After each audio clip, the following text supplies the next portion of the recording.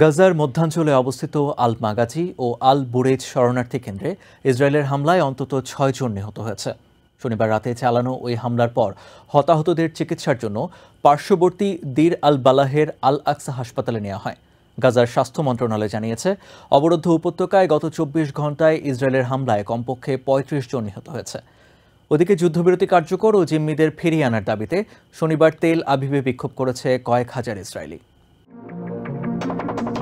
গাজার আল নুসেইরাত, আল মাগাজি ও আল বুরেজ শরণার্থী শিবিরে শনিবার রাতে বড় আকারের বিমান ও আর্টিলারি হামলা চালায় ইসরায়েলি বাহিনী। এতে আল নুসেইরাতে ২ জন ও আল মাগাজি এবং আল বুরেইজে শিশুসহ ৪ জন নিহত হন। নিহতদের মধ্যে ১২ বছরের কম বয়সী ২ জন মেয়ে শিশু ছিল।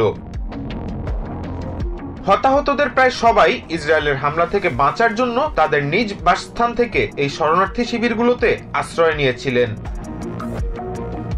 গাজার উত্তরাঞ্চল ও পূর্বাঞ্চলের বাসিন্দাদেরকে গত রাতেই তাদের আবাসস্থল থেকে সরে যাওয়ার নির্দেশ দিয়েছে ইসরায়েলি বাহিনী। আবার গত ২ মাস ধরে সীমান্ত দিয়ে গাজায় সব ধরনের সহায়তা আসা বন্ধ থাকায় চরম ভোগান্তিতে পড়ছেন বাস্তুচ্যুত প্যালেস্টিনিয়ানরা।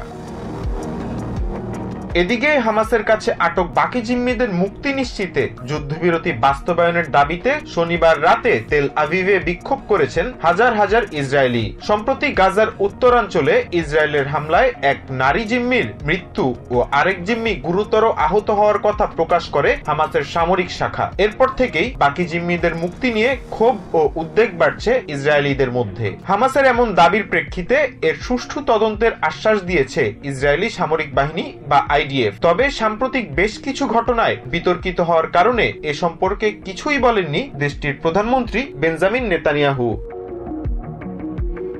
ব্রিটেনে মুসলিম বিদ্বেষ বেড়ে যাওয়ায় দেশটির ১/৩ মুসলিম নাগরিক অন্য কোথাও অভিবাসনের কথা ভাবছেন। বুধবার প্রকাশিত এক জরিপে বলা হয়েছে, ব্রিটেনের ৭০%-এরও বেশি মুসলিম মনে করেন দেশটিতে মুসলিম বিদ্বেষ বেড়েছে। ৬০% বলেছেন তারা সব ধরনের ঝুঁকিতে আছেন। প্রতি ১০ জনের ৪ জন বলেছেন মসজিদগুলো হামলার ঝুঁকিতে রয়েছে। মুসলিম বিদ্বেষ উদ্বেগজনক হারে বেড়ে যাওয়ার পেছনে গণমাধ্যমের নেতিবাচক ভূমিকাকে দায়ী করছেন অনেকে। বিশেষ করে গাজা যুদ্ধের পর থেকে ইসলাম সম্পর্কে নেতিবাচক তথ্য প্রচার করছে তারা।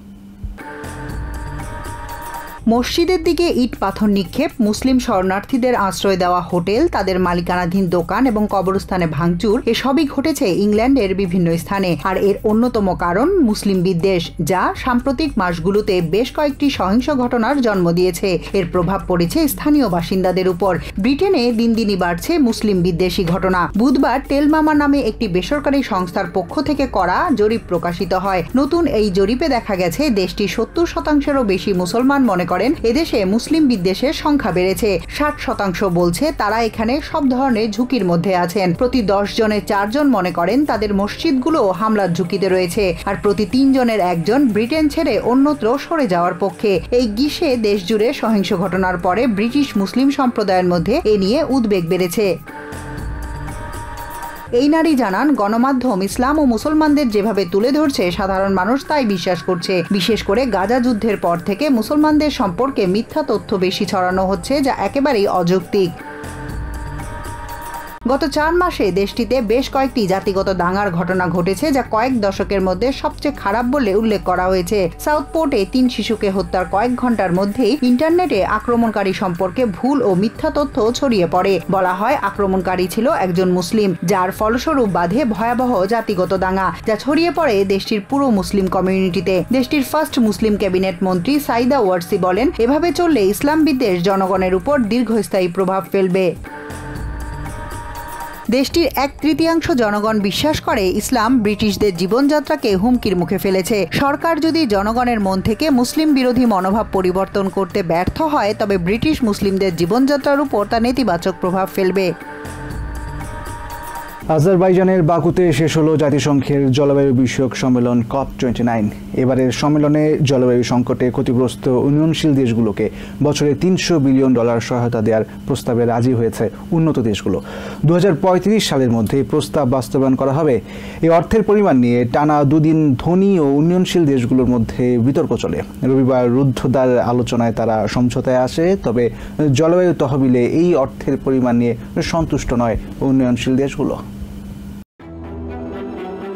আজারবাইজানের বাকুতে জাতিসংঘের জলবায়ু বিষয়ক সম্মেলন COP29 এর শেষ দিন ছিল শুক্রবার। শেষ দিনে ইউরোপীয় ইউনিয়ন, ব্রিটেন ও আমেরিকা সহ বড় অর্থনীতির দেশগুলো জলবায়ু সংকট নিরসনে উন্নয়নশীল দেশগুলোকে $250 বিলিয়ন সহায়তা দেওয়ার প্রস্তাব রাখে। কিন্তু খসড়া প্রস্তাব উত্থাপনের পরপরই সম্মেলনের মধ্যেই শুরু হয় এর তীব্র সমালোচনা। সম্মেলনে থাকা ছোট অর্থনীতির দেশগুলো সঙ্গে সঙ্গেই এর বিরোধিতা করে। এই প্রস্তাবে হতাশা ও ক্ষোভ প্রকাশ করে সম্মেলনে অংশ নেয়া প্রতিনিধি দেশগুলো। নীরব প্রতিবাদ শুরু করে জলবায়ু সংকট নিয়ে কাজ করা সংগঠনগুলো। এই নিয়ে চলতে থাকে দাতা ও গ্রহীতা দুই পক্ষের মধ্যে মতবিরোধ। ফলে সময় বাড়তে থাকে সম্মেলনের। শনিবার সমঝোতা বৈঠকে বসার পরও আলোচনা বর্জন করে ছোট দ্বীপপুঞ্জ রাষ্ট্রগুলো ও স্বল্পোন্নত দেশগুলোকে নিয়ে গড়া দুটি সংগঠন। ফলে বিষয়টি চরম অবস্থায় পৌঁছায়। ঘণ্টা ধরে চলা আলোচনা ও সমঝোতা সবই পরিণত হয় হতাশা ও ক্ষোভে। এদিকে পরিস্থিতি নিয়ন্ত্রণে আনতে উন্নয়নশীল দেশগুলোর নতুন প্রস্তাবের পক্ষে অবস্থান নেয় আমেরিকার প্রতিনিধি দল। তারপরও এর সুরাহা করতে ব্যর্থ হয় তারা।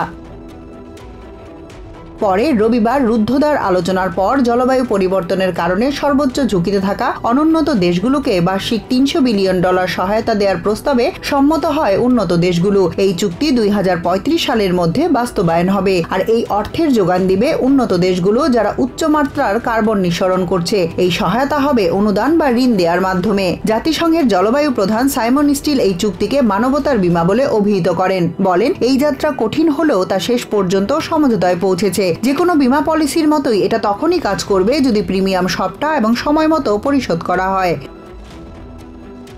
জলবায়ু পরিবর্তনের কারণে ঘূর্ণিঝড়, বন্যা ও খরার মতো প্রাকৃতিক দুর্যোগ বেড়ে যাওয়ায় এর দুর্ভোগে পড়েছে উন্নয়নশীল দেশগুলো, যার দায়ভার ধনী দেশের। আর এ নিয়েই দুই পক্ষের মধ্যে চলছে বিভাজন, যা ভূ রাজনৈতিক উত্তেজনা বাড়াচ্ছে।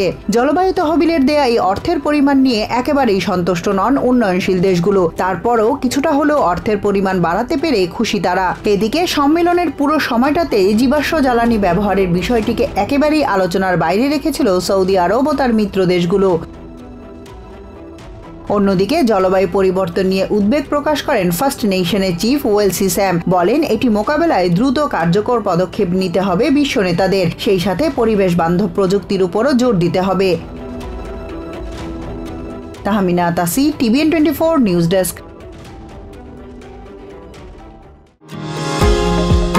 নিউ ইয়র্ক থেকে সম্প্রচারিত TVN 24 টেলিভিশন বিশ্বজুড়ে বাঙালির কণ্ঠস্বর।